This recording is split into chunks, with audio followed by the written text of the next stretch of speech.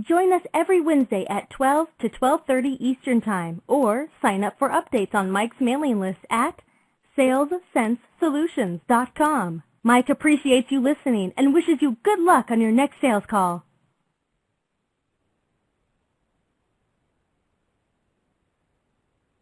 Well, good afternoon. Mike Krause with Sales Sense Solutions, and today I have Joel Craddock, and he has a BS degree in Business Administration. He's currently working as a Business Development Manager with over 25 years of experience in the environmental service industry with an Assistant Director for BNI, which is Business Network International. His background in his contracted services, in-house operations, union, non-union organizations. Some of the industries play major role in everyday need of its service. Medical industry, commercial insurance firms, financial, education, assistant and living, independent living, retail, construction, and they can basically mutually benefit from each other's service. Joel is seen as who gets results by offering value above and beyond the scope of service, and he understands clients' needs and offers solid solutions to the introduction of others. He holds his business partners to the same standard throughout any introduction. Without any further ado, I'm really excited to have Joel with us. So how are you today, Joel? Doing wonderful, Michael. Thank you. Good, good, good. Well, thanks for taking time out of your busy day, and I'm really proud to have you here. We've connected through networking. That's how we originally met. And I want you to talk a little bit more to the audience about your background and kind of tell us your elevator pitch, if you would. And I really want to spend a lot of time with you, especially because you're a BNI director, and how you can help other people maybe maximize their current networking efforts. So tell us a little bit more about how it makes you unique, Joel.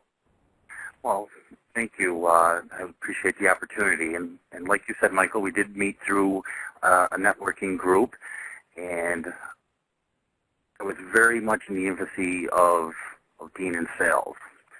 And I've spent over 26 years in the environmental services area of work. The first 21 years of that, I worked on the operations side, performing the duties, making sure that the jobs were job loaded properly, and motivating the staff. The last 5 years, I've worked on sales, partly due to my personality, as well as the knowledge and the know-how to get jobs done. And I've worked very hard with many different people, including yourself, to make me a much better person. And part of the way that I've learned to become a much more effective person and make me different than all my competitors is in the world of networking and learning other people, the businesses that they represent, and the organizations and what they can provide for other clients as well. And I match them up with either what I would call a referral partner, people that have similar target markets, or to match a need with my clients' needs to enhance what I can do for my own clients. Yeah, absolutely. And I know that, the one reason I think that, you and I are friends and close business partners is one thing, and that's the relationship. And in today's economy, that's always thrown out relationships. And I know you take that to heart, to build the relationship from your internal strength and help other people grow. And I know myself operate on abundance, and so do you, and I encourage other people listening to operate on abundance too. There's enough business out there for all of us to grow, and it's important to share. Because you can't do it all, right, Joel? I mean, you can't know how to fix everything, do everything, be everything to everyone. You're going to need those resources or other sales representatives in your bag to refer things and make yourself as a consultant. And I know you do that well. Tell us a little bit more about how you're constantly looking to help others grow. I couldn't hear the question, Michael. It's a bad connection. Oh, okay. Can you hear me now? I can. I didn't hear the question, so if you could repeat that. Okay. How about now? Yes. Okay, good. Well, basically I was talking about networking and how we can help people grow and how you operate on abundance and how it's important to always be a resource to your clients. and maybe they don't need your exact service, but maybe they're in need of another service, and to make that referral to another person makes you a pinnacle or an advisor to your clients, and I think that's a critical differentiator out there in the competitive market. And I wanted to share if you had any specific stories with regards to that. Absolutely. About 2 years ago, I had a client that I was trying to close a deal on, and one of the situations that arose was that, people can over-promise and under-deliver. And I said, well, I have a network of individuals that I know, and I can really tackle any of your problems that you have on a day-to-day basis. And they came to me with a situation with a medical light that they had purchased, and the warranty had expired on it, and the paint on this particular medical light had cracked and was breaking, and it had the potential of these paint chips falling off during maybe a potential operation or a medical procedure being done in one of these OR rooms.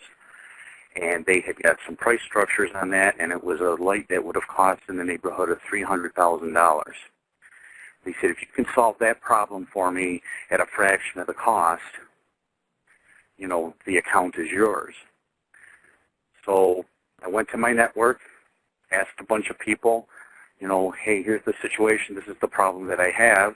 I must say, I was a little nervous at first about the challenge that this potential client had given me.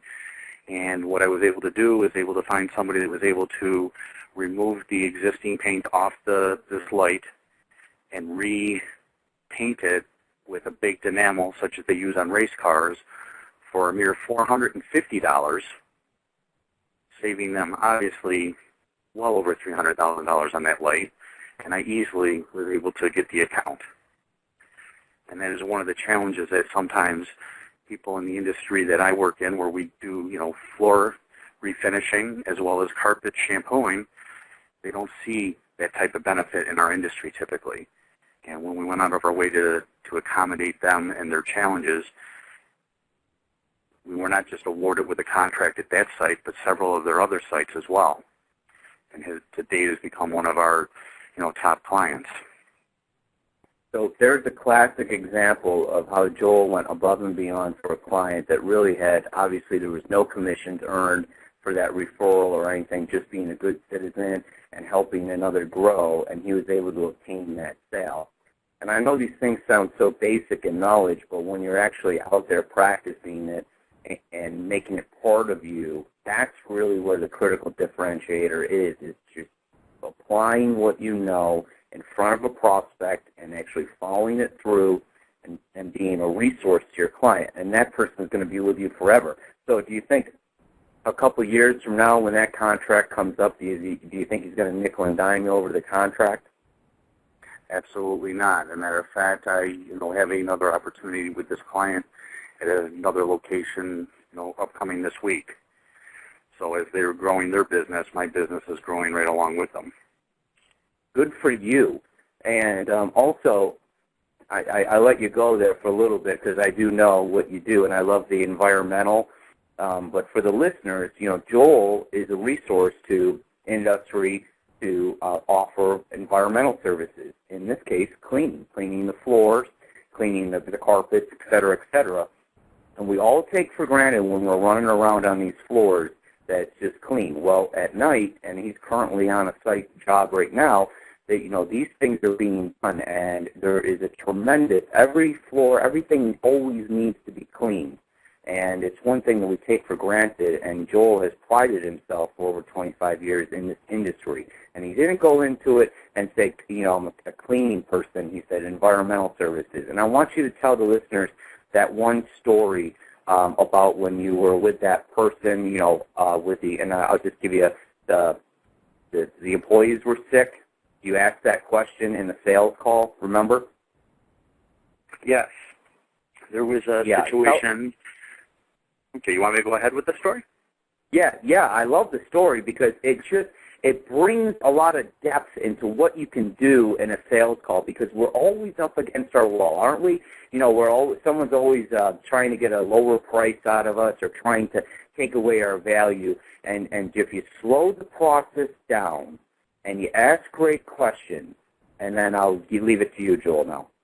In this particular case, I was referred in to speak to the vice president of this particular manufacturing company because a fellow networker of mine had gone in and presented them with something and had looked around and noticed that the carpets were in disarray, lots of spots built up on the corners and edges of the hard floors, and just felt that this was a potential client for me, so they passed along the name and number to me of who this was. So I called the individual, was patched through the vice president of the company, and proceeded to go through and introduce myself and what I do, and asked them if I could have an opportunity to come in and talk to them about a maintenance budget on their floors and carpets.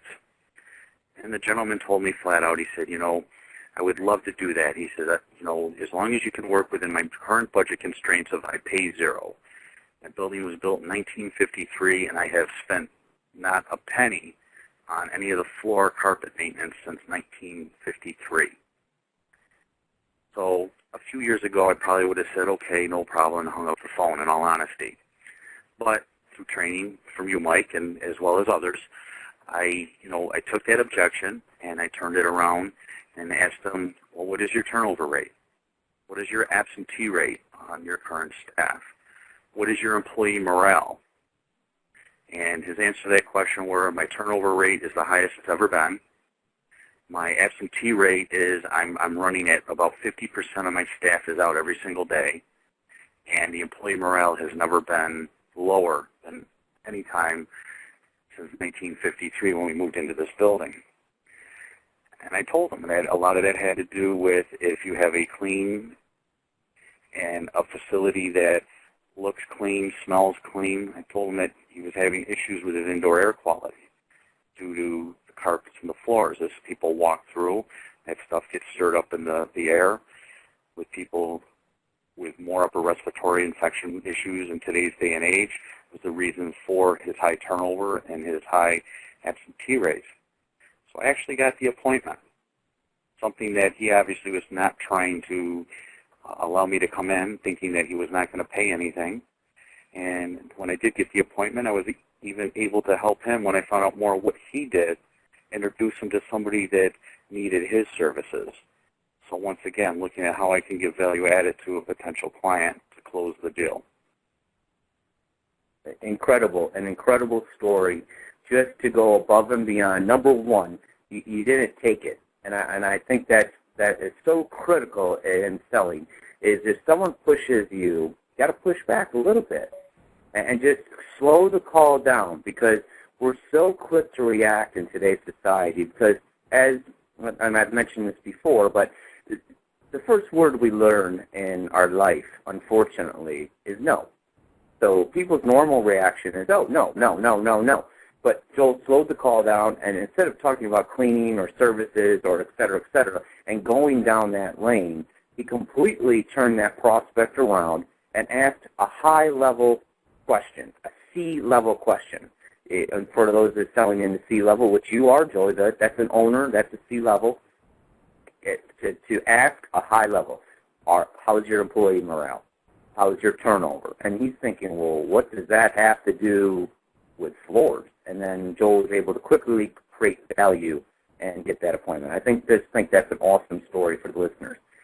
Joel, we always take for granted what we know, and you are the king of BNI in Rochester, New York. There's no question about it. Tell the listeners what BNI is, because this show's broadcasted all over, and anyone can listen to it. And maybe people are not familiar with this organization. And can you talk a little bit about BNI and what it is and how it offers, and kind of how people could get involved a little bit, and just give your presentation a little bit on BNI? Absolutely, Michael. I'd be proud to do that. Back in 1985, Dr. Ivan Meisner started BNI, which stands for Business Network International. So it is the world's largest networking organization, and it's a word-of-mouth organization, making referrals to each other, actually going out and being each other's sales force. Some of the uniqueness of BNI is that it's what's considered a strong contact networking group, meaning that they meet once a week with the sole intention of passing referrals to each other. What also makes this organization very unique is you have to apply for membership.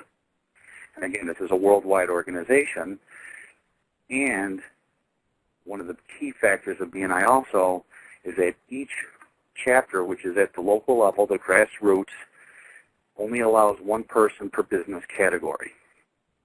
And you cannot belong to more than one group at all, because you're trying to build relationships amongst each other to pass qualified referrals, meaning that I ask you, Mike, that, hey, I have somebody that I would like you to meet. Is it okay if I introduce you to this individual because you were talking about a situation that you had a problem with and I have the solution for you?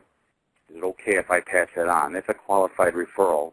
It's not like a lead where, oh, well, here, I drove by, a house and it said for sale by owner. Or I saw in the help wanted section that somebody's looking for a cleaner. Here. Doesn't necessarily give you the decision maker, doesn't give you maybe the need.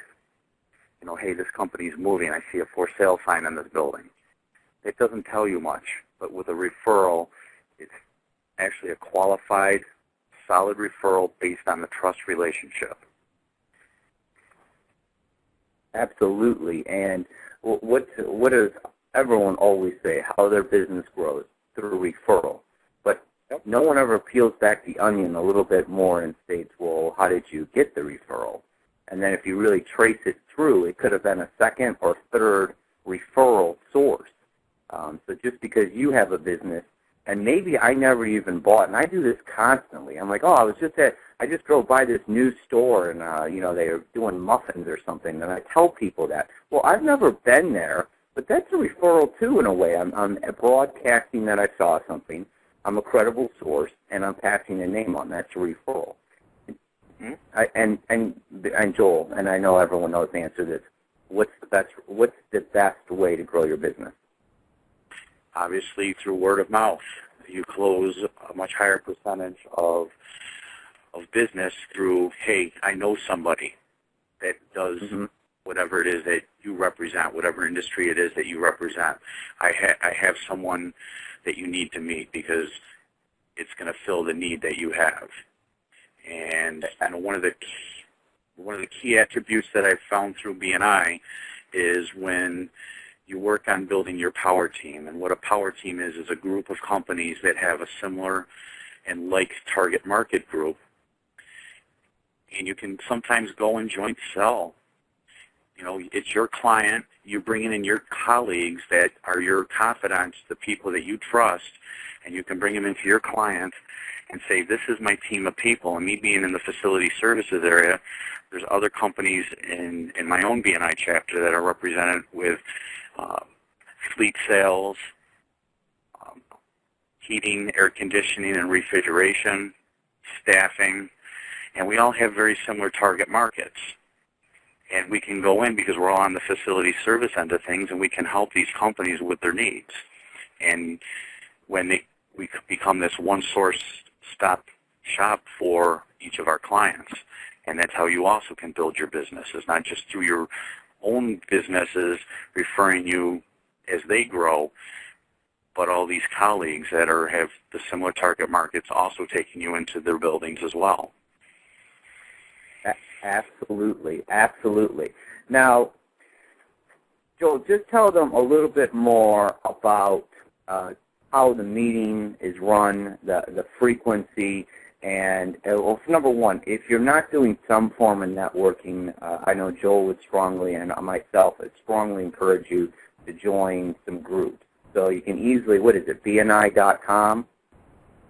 Yes, and what's their BNI.com is the international site that you can go and find chapters in your local areas. For the Rochester area, there's also one for BNI NENY, which stands for Northeast New York, which is all of upstate New York. and all of the chapters that are in the northeastern region, which include the Syracuse and Albany areas, as well as the Rochester market. Okay, so now people are at the meeting, and just kind of give them give the listeners a quick overview of what goes on. What's the formula? Certainly. Well, there's leadership within each chapter. There's a president that runs the meeting. There's a vice president that collects the data of referrals and one-to-one meetings, which are meetings of the individual group members outside of a BNI meeting, as well as visitors that come in, because you want to track those. That's the lifeblood of a chapter. You also have a secretary-treasurer. You have visitor hosts. You have an education coordinator. And what the president does is run a 20-point agenda that has been created to create harmony and streamline, so that no matter if you're in Rochester, New York, or you're in Boston, Massachusetts, or Miami, Florida, the meetings are going to be run the same, and they're all run in an hour and a half. It's a planned meeting, planned agenda. Many of us have gone to meetings where there's no agenda. You don't know, when it starts, but you have no idea when it ends. It messes up your entire day. At least in BNI, you know you're going to be in and out in an hour and a half. And during the course of the meeting, things that are discussed are what the purpose and overview of BNI is, which I've spoken to about earlier. There's a 2 to 3 minute education piece usually done on networking and how to become a better networker, followed by introductions of each of the members. Typically, a smaller chapter may have 60 seconds to stand up in front of their fellow members and explain who they are, where they work, and what they're doing, and what a good referral is for them this week. Larger chapters, and there are some chapters out there that have 75 members that go to these hour-and-a-half meetings, may have as little as 10 seconds to do their introduction of who they are, hence the importance of the one-to-one meetings. Followed by 2 8-minute presentations where 2 of the members are featured each week to expand on their sales manager minute, to explain a little bit more in depth about their company. And what you do is you don't sell to your team. Some people may think, oh, it's a buyer's market, whatever. No, it's a buyer's club. No, that's not what BNI is all about. What BNI is all about is teaching and educating your sales staff to go out and listen for those keywords and make the introductions and get your name out there, so that if you're in a chapter of 30 people, you have 29 other sales associates working for you. And then it's followed up by what's called an I have portion of the meeting, where that's where the real important part and where the business part of BNI happens, with the referrals that are given or testimonials of the work of somebody within the group, and given a true testimonial. And there's cases where I know that have happened where people have actually written a letter on company letterhead and presented that to somebody.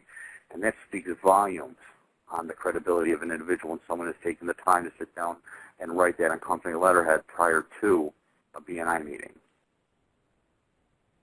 And it's always finalized with a quote of the day. Always finalized by a quote of the day. And then it's adjourned till the next week, and we meet weekly. And so let me understand. Go ahead. Let me clarify then and understand.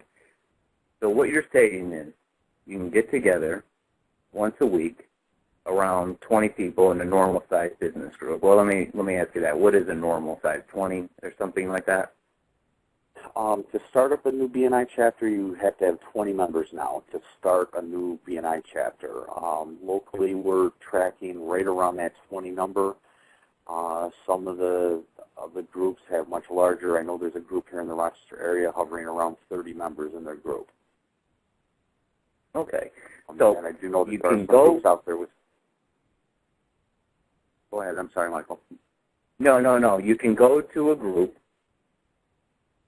You can go to a group once a week that's going to hand you business that's qualified, that you get. You're around other business professionals that are helping you grow.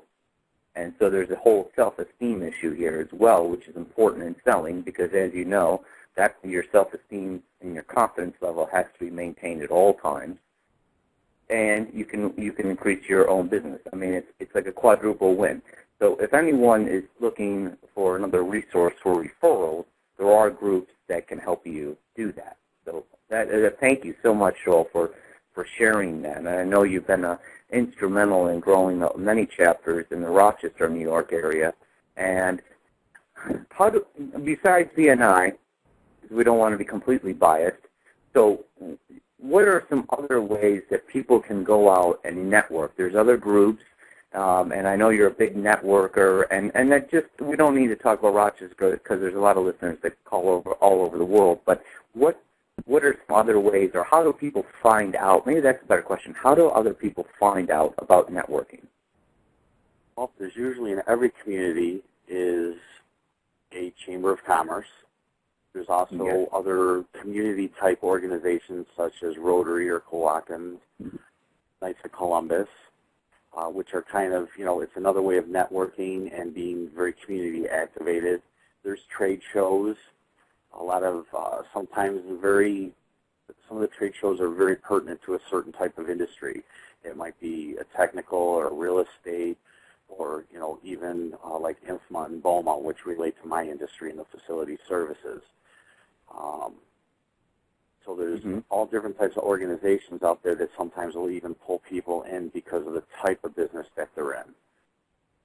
So there's all kinds of opportunities, and some people don't think of even some other ways of networking that it's not so obvious, is that at their local PTA meeting, Cub Scout meetings, when they have the group PAC meetings on a monthly basis. That puts people together. The local soccer game. You have your sons and daughters are at these games, and it's an opportunity to talk to other people and introduce yourself and ask them, who are you, what do you do? And these are all networking opportunities, and sometimes people don't realize the amount of networking that they are actually out there and able to do at, little to no cost, just by being observant, listening, and asking the right questions. It's so important what you just said. Listening, learning, asking the right questions, and just being out there. I think that's 99% of the battle, and I believe Woody Allen stated 85% of life is just showing up. And I don't know who claims this statement, but it's not what you know, it's who you know. So it's so important to get out there into the community, and you can't be a silo anymore. Relationship selling is the best way to grow these relationships, etc. We only have a few minutes left, Joel. It's gone by fast because I've been so excited about networking and sharing with our listeners the other things. But what are some tips that you've learned over your sales career that you could share with people, the ins and the outs? Well, I'm absolutely glad you asked that question, because lately, as an area director and going to my BNI chapters that I oversee, I've actually talked about some of the errors that I've made. And a lot of people have the expectation level of joining any type of organization that, hey, I'm going to get work just by joining it. And that's only part of it. The key is educate the people around you on what you do and how you do it. Because when you try to sell to the people that you know, it pushes them off. It puts a bad taste in their mouth. They don't want to help you.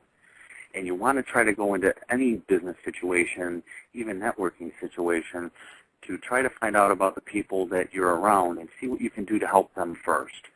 Because when you help somebody, and everybody, think about it, when somebody does something kind-hearted for you, don't you try to go out of your way to help that person in return? Because they've gone out on a limb for you, and they've helped set you up with something. And now, it's giving unconditionally with no expectation of return. And that's how I've focused my business the last 2 years. And in a very down economy, where one of my clients today actually called our office and asked, what's going on in your industry? I used to get 3 calls a week for people wanting to do my floors and carpets. I'm now getting over 25 calls a week, because people, it's a low barrier entry industry that I'm in.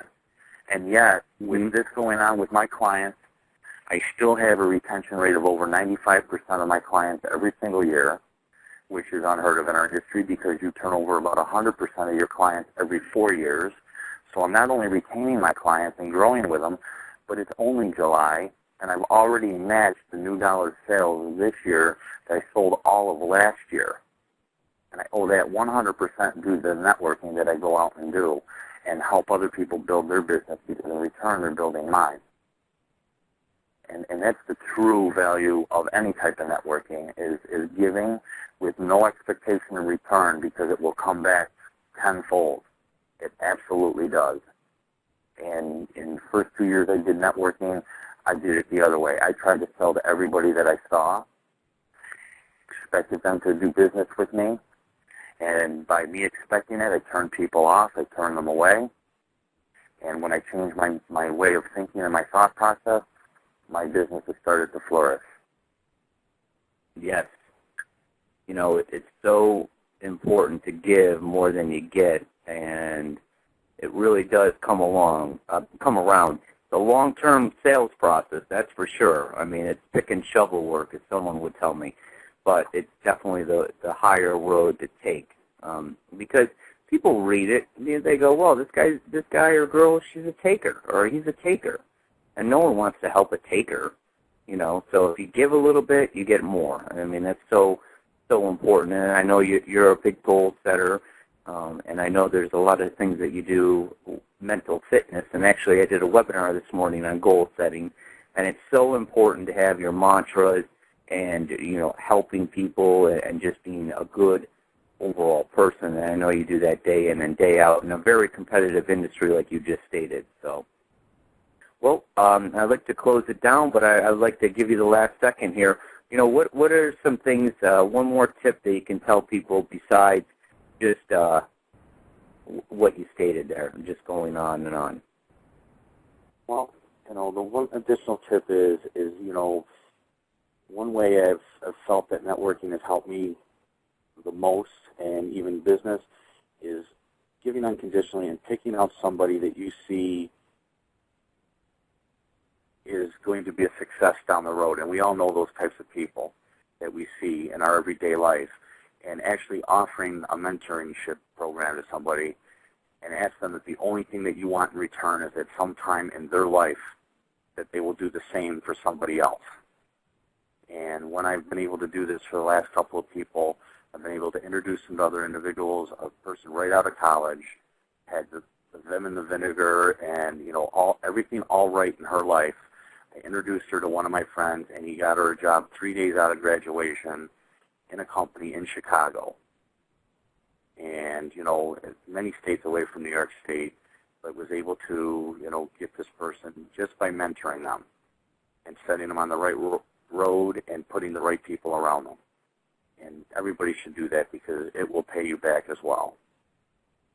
100% agree. I love that. The mentors, you know, don't think you can do it on your own, folks. You can't. You just can't.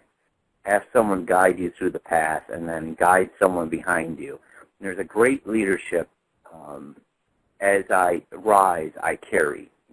That's one leadership quote. I can't recall who said it, but in other words, as I take a step up, I carry. So I should have a leadership team, or someone that you're helping should be right in line. And that's the whole key of corporate America problems, where sometimes they get so self-centered that they're not helping the person behind them.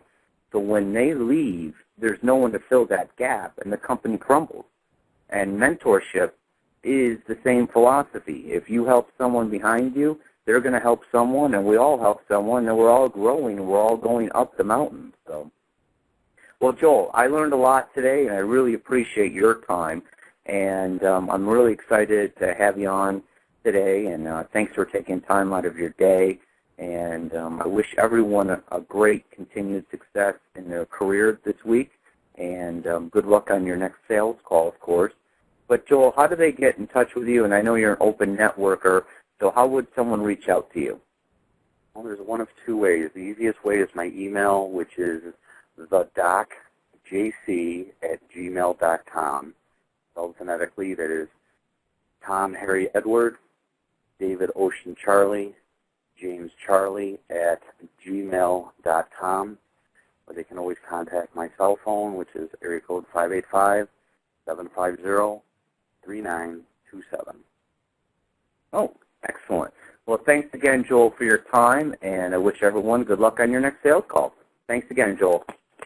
Thank you, Michael. Goodbye now. Goodbye.